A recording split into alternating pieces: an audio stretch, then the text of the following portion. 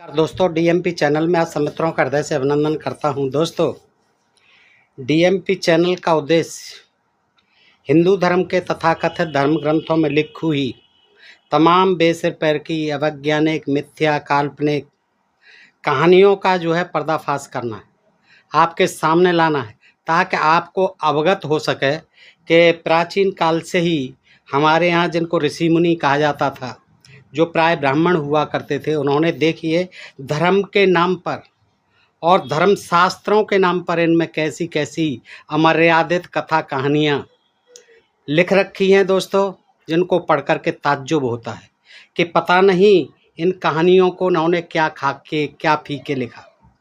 आज मैं एक ऐसी ही कहानी आपको सुनाता हूं दोस्तों, जिसको सुनकर के आपको ताज्जुब होगा कि उसमें महादेव जी महादेव जी का जो लिंग है वो ये पूजा जाता है। सारे देवताओं में केवल महादेव जी का ही जो लिंग है, जिसको शिवलिंग कहते हैं, वो पूजा जाता है।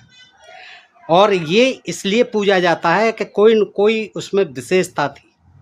क्यों पूजा गया, क्यों महादेव जी ने अपने ही लिंग को अपने हाथ से काटा, किसके कहने पर काटा, और ये कथा महादेव जी पार्वती जी को सुना रहे हैं और फिर कह रहे हैं कि ये कथा मैंने रामचंद्र जी को भी सुनाई। तो पार्वती जी ये सुन लीजिए, यही कथा मैंने रामचंद्र जी को सुनाई थी। तो आज हम इस वीडियो में देखेंगे दोस्तों, महादेव जी के लिंग को उन्होंने अपने हाथ से किसके कहने पर क्यों काटा और उसका फिर परिणाम क्या हुआ दोस्तों। तो ये बड़ी रोचक जानकारी है, दिलचस्प जानकारी है, मैं आपके सामने रखता हूँ और सारकांड आनंद रामायण से रखता हूँ दोस्तों। आइए सुनते हैं। महादेव जी कहते हैं पार्वती से कि हे देवी, उस समय उस बालुका लिंग से प्रकट होकर जो कुछ मैंने राम से कहा था, बालुका लिंग के लिंग से प्रकट होकर मैंने जो कुछ राम से कहा था वह सब तुमको सुनाता हूँ, ध्यान देकर सुनो। मैंने कहा, हे राघवेंद्र, अब मैं तुम्हें एक पुरातन वृतांत सुनाता हूँ। मैंने रामचंद्र जी से कहा कि हे रामचंद्र जी, राघवेंद्र जी, अब मैं तुम्हें एक पुरातन वृतांत सुनाता हूँ। ये पार्वती जी से कह रहे हैं कि पार्वती जी देखिए, एक बार मैंने रामचंद्र जी को एक पुरातन वृतांत जो कि मेरे से संबंधित था वो कैसे सुनाया, आप भी सुन लीजिए। को बता दूं दोस्तों, इससे पहले थोड़ा समझना पड़ेगा कि ये महादेव जी की रामचंद्र जी से मुलाकात कहाँ हुई है, जहाँ उन्होंने ये पुरातन इतिहास बताया है। ये जब रामचंद्र जी ने उसकी स्थापना कर रहे थे रामेश्वरम में लिंग की, समुद्र तट की जो रेत है जिसे बालू के, इसी का हम लिंग बनाता हूँ और लिंग बना करके इसी की मैं स्थापना करता हूँ और इसी की मैं पूजा करता हूँ। तो रामचंद्र जी ने बिना किसी देर के वहाँ बालू का लिंग बना करके स्थापित किया और उसकी पूजा की। उनके समक्ष वो प्रकट हो जाते हैं उसी बालू के लिंग में से महादेव जी, तब इस वृतांत को सुनाते हैं। अब आइए वो सुनते हैं कि देखिएगा क्या कहते हैं कि मैंने ये अपना पुरातन वृतांत राघवेंद्र को सुनाया है। पार्वती, आप भी सुन लो मैंने क्या सुनाया था। तो एक समय जीर्ण वस्त्र धारण किए, कौतुक से ब्राह्मण का रूप धारण कर सानंद भिक्षाटन करने को पृथ्वी पर ऋषियों के आश्रम में फिरता हुआ मुझे देख सब की सब सैकड़ों ऋषि पत्नियां मेरे रूप पर मोहित हो गई। देखिए, इतने सुंदर थे महादेव जी कि तमाम जीर्ण शीर्ण वस्त्र, फटे पुराने मैले कुचैले वस्त्र धारण करके, ब्राह्मण का स्वरूप धारण करके और भिक्षा मांगने के लिए पहुंचे ऋषियों के आश्रमों में। ऋषियों के आश्रमों में भिक्षा मांगते फिर रहे हैं। तो वहाँ जो सैकड़ों ऋषि पत्नियां थीं, वो शिव जी कहते हैं कि वो मेरे रूप पर मोहित हो गईं। भर्ताओं के रोकने पर भी वे न रुकी, यानी जो उनके पति थे उनके रोकने पर भी पार्वती जी, हे राम जी, वो नहीं रुकी, राम जी को सुना और मेरे पीछे पीछे चलने लगीं। मुनियों ने भी मुझे पहचाना नहीं और सब चकित हुए और उन्होंने क्रुद्ध हो मुझे महाघोर शाप दे दिया। तो शाप दे दिया, शाप में क्या कहा मुनियों ने कि रे द्विजाधम, यानी अधम द्विज, अधम ब्राह्मण, तूने जो हमारी स्त्रियों को रति करने के हेतु यानी हमारी स्त्रियों से रते संभोग करने के हेतु मोहित कर लिया है, इन्हें बातों में ले लिया है, फंसा लिया है। इससे तेरा रत साधक, रत की साधक साधना कौन करता है? रत का साधक अंग, रत का साधक अंग लिंग हमारे इस कथन से पृथ्वी पर गिर जाए। देखिए ब्राह्मणों की क्या ताकत थी, है साप भी कैसा दिया कि जा महादेव, जो तू ब्राह्मण बना हुआ अधम द्विष, तेरा जो है लिंग पृथ्वी पर टपक पड़े, गिर जाए। हे राम, राम जी को सुना रहे हैं। इस प्रकार उनके साप देते ही मेरा लिंग तत्क्षण पृथ्वी पर गिर पड़ा। अब देखिए आगे क्या होता है। पश्चात में अंतर ध्यान हो गया। देखिए लिंग गिर गया, वो अंतर ध्यान हो गए वहां से। तब मुझे न देख कर वहां से ब्राह्मणों की वे स्त्रियां भी अपने अपने घर को चली गईं। फिर तो चली ही जानी थी, क्योंकि आप वहां से नदारद हो गए। फिर तो वह लिंग पृथ्वी पर इस प्रकार बढ़ा, इस प्रकार बढ़ा कि सारा आकाश व्याप्त हो गया। देखिए कि लिंग जो है पृथ्वी पर गिर पड़ा, और उस करामाती लिंग का देखिए भयंकर रूप कहाँ तक पहुंचा? आकाश तक, आकाश तक छा गया। यह देख ब्रह्मा, अब ब्रह्मा जी वहां से देख रहे थे, अरे ये इतना बड़ा ये लिंग कहाँ से आ गया भैया? हाँ, ब्रह्मा जी को बड़ा आश्चर्य हुआ देखकर। वह उसका अंत देखने लगे, भैया ये कहाँ से आ रहा है। ब्रह्मा जी सृष्टि के रचयिता, वो देखने लगे कि जी कैसे पैदा हो गया भाई, ये मैंने तो पैदा नहीं किया है, ये कहाँ से आ गया इतना बड़ा लिंग, पूरे आकाश में छाया हुआ ऊपर तक। और ये मूल देखने लगा उसका, जड़ देखने लगे, नीम कहाँ है इसकी, जड़ देखने लगे। परंतु जब करोड़ों वर्ष तक छानबीन करते रहे ब्रह्मा जी कि इसका मूल कहाँ है, करोड़ों वर्ष तक पता लगाने पर भी ब्रह्मा को उसके अंत का पता नहीं चला। देखिए करोड़ों वर्ष तक सृष्टि के जनक ब्रह्मा जी पता लगाते रहे कि ये चलूं, पता तो लगाऊं ये कहाँ से निकला है, कहाँ से उगा है ये। लेकिन करोड़ों वर्षों तक ब्रह्मा जी प्रयत्न करते रहे, सारे प्रयास निष्फल हो गए। करोड़ों वर्ष तक पता नहीं चला, ब्रह्मा जी निराश हो गए। तो थक हार कर वह मेरे समीप आए और भयभीत होकर के बोले मुझसे, हे शंभो, यह तो अकाल में ही प्रलय हो रहा है, अकाल में ही प्रलय हो रहा है। ये तो देखिए क्या अनहोनी हो रही है। तब मैंने विधि को यानी ब्रह्मा को पूर्व वृतांत कह सुनाया, पूरा जो किस्सा था वो सब सुना दिया।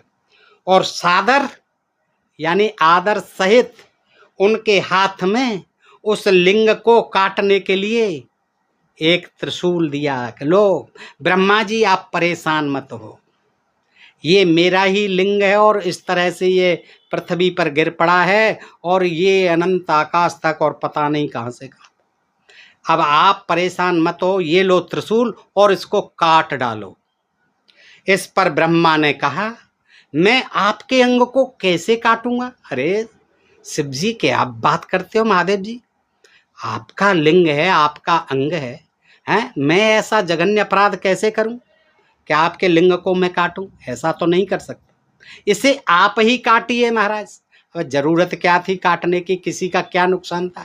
अरे खड़ा रहने देते उसको ऊपर तक, है बहुत बड़ा ब्रह्मांड है। लेकिन नहीं, उन्होंने कहा काट डालो। तो ब्रह्मा जी ने कहा आप ही काट डालो। हे राघव, हे रामचंद्र जी, तब मैंने उसके 12 टुकड़े कर दिए। देखिए करामात है, कितने टुकड़े किए? केवल 12 टुकड़े। अब 12 टुकड़े भी तो बहुत बड़े बड़े होंगे, अनंत आकाश तक, फिर पता नहीं कहाँ तक था नीचे। तो वो कहते हैं कि मैंने फिर त्रिशूल से अपने लिंग के कितने टुकड़े कर डाले? 12 टुकड़े कर डाले। ब्रह्मा जी ने जब कहा कि आप ही काट डालो इसे, साथ ही त्रिशूल से उसको पृथ्वी पर यत्र तत्र छिटका दिया। 12 टुकड़ों को त्रिशूल से ही फेंक दिया इधर उधर चारों तरफ। वही पृथ्वी पर 12 ज्योतिर्लिंग नाम से प्रसिद्ध हुए, वही टुकड़े। ब्रह्मा शिव जी के लिंग के, जो अपने हाथ से उन्होंने 12 टुकड़े किए, छितरा दिए, चारों तरफ फेंक दिए, वही जो है 12 टुकड़े क्या हुए, 12 ज्योतिर्लिंग, यानी 12 ज्योतिर्लिंग नाम से प्रसिद्ध हुए।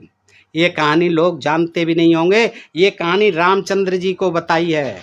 रामचंद्र जी आप सुन लीजिए, ये 12 ज्योतिर्लिंग हैं क्या भला। तो बताया उन्होंने, कहा श्लोक में, ओंकारम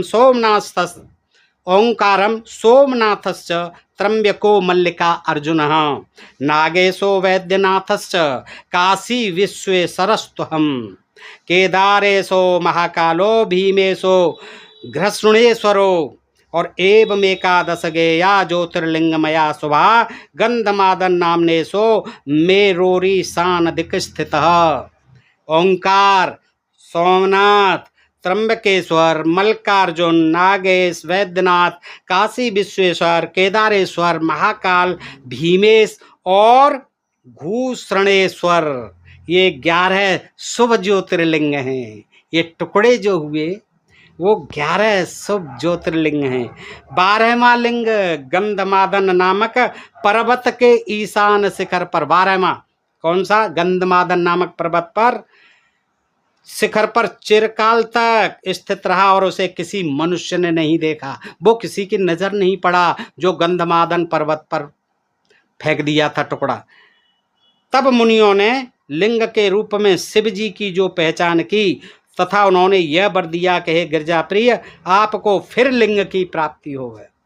जब ऋषियों ने देखा कि ये तो शिव जी का 12 टुकड़ों में हो गया, तो बेकार हो गया, शिव जी पर तो रहा ही नहीं, लिंग विहीन हो गए, तो फिर उन्होंने शिव जी को वरदान दिया कि हे गिरजा प्रिय, आपको फिर लिंग की प्राप्ति हो गए। देखिए क्या क्या वैज्ञानिकता है, फिर लिंग की प्राप्ति हो गए। रामचंद्र जी द्वारा जो बालू का लिंग स्थापित किया गया रामेश्वरम में, उसमें भी शिव जी रहते हैं, ऐसा शिव जी कह रहे हैं। जो मनुष्य सेतु बंधु रामेश्वर को प्रणाम करेंगे उन पर मेरी कृपा बनी रहेगी और वे ब्रह्म हत्यादिक भयानक पापों से छूट जाएंगे। बस मेरी जो है यहाँ आकर के पूजा पाठ करें, रामेश्वरम में आकर के उन पर मेरी अटूट कृपा रहेगी, अखंड कृपा रहेगी, कोई परेशानी नहीं होगी। भले ही उन पर ब्रह्म हत्या क्यों नहीं लगी हो, ब्राह्मणों की हत्या का आरोप क्यों नहीं लगा हो, वो भी सब यहाँ जो है भयानक पापों से छूट जाएंगे। हे रघुश्रेष्ठ, तुम मुझे यह वर दो, अब तुम मुझे यह वर दो रामचंद्र जी, कि सब मुझे स्नान करने के लिए सर्वदा काशी से मणिकर्णिका का जल लाकर मुझे रामेश्वर को सविधि चढ़ाया करेंगे। अब देखिए क्या विचित्र वरदान मांग रहे हैं रामचंद्र जी से। क्या कह रहे हैं कि ऐसा मुझे वरदान दो, अब समुद्र का किनारा है, वहाँ पानी की क्या जरूरत है, लेकिन नहीं, काशी से मेरे लिए लाइए, गंगा का जल मणिकर्ण का घाट से लाइए और यहाँ मुझे नहलाइए। रामेश्वर को सविधि जो लोग चढ़ाएंगे, यानी काशी मणिकर्ण का घाट से लाकर गंगा जल जो मुझ पर यहाँ रामेश्वरम में चढ़ाएंगे, तो जानो कि उनका कोई पूर्व संस्कार जागृत और उदय हो गया है, इसमें कोई संशय नहीं है।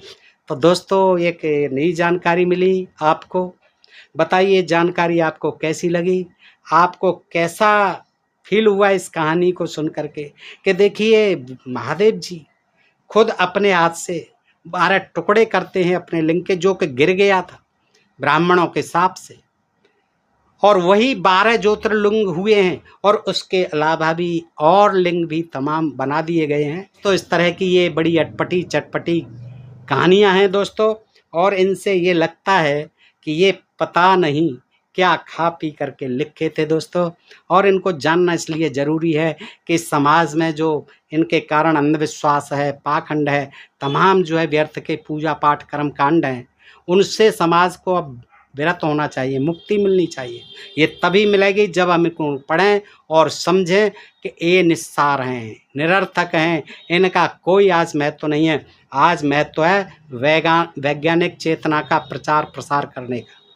तो दोस्तों ऐसा प्रयास कीजिए ताकि हमारे देश में वैज्ञानिक चेतना का प्रचार प्रसार हो और हमारा समाज, हमारा देश अंधविश्वास और पाखंड से मुक्त हो। अपने डीएमपी चैनल को दोस्तों सब्सक्राइब कर लें। आपसे अनुरोध करता हूं कि वीडियोज़ को देखें, कमेंट और लाइक भी अवश्य किया करें दोस्तों। मिलते हैं ऐसी किसी जानकारी के साथ अगले वीडियो में। तब तक आप सब मित्रों का हृदय से आभार। नमस्कार, जय हिंद, जय भारत दोस्तों।